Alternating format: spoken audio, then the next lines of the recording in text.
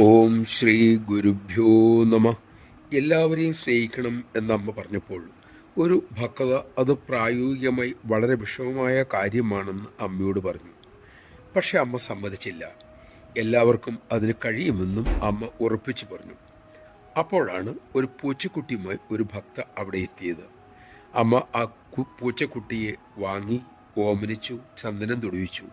എന്നിട്ട് തിരക്കി, ഇതാണോ പെണ്ണോ, പേരെന്താ?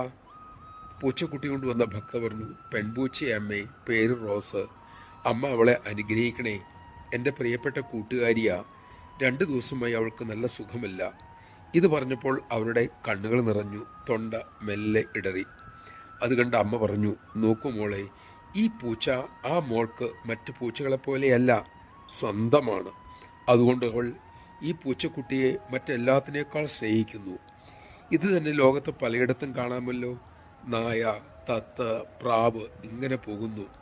അവയുമായി ചിലർ മനുഷ്യനെന്ന പോലെ ഇടപെടുന്നു.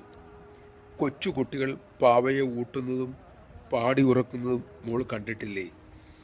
അവർക്കത് പാവയല്ല, ജീവനുള്ളത് തന്നെ.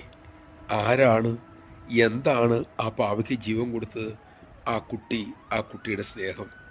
ഇങ്ങനെ മൃഗങ്ങളെയും എന്തിന് പാവകളെയും വരെ സ്നേഹിക്കാൻ മനുഷ്യന് പറ്റുന്നു.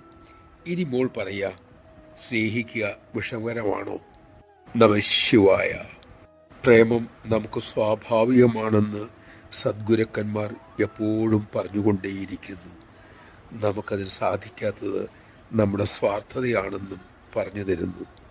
ആ സ്വാർത്ഥതയെ ഇല്ലാതെയാക്കി നമ്മുടെ ഉള്ളിൽ ഈശ്വരൻ തന്ന ആ സ്നേഹത്തെ പുറത്തെടുക്കാൻ അമ്മ നമ്മെ അനുഗ്രഹിക്കട്ടെ.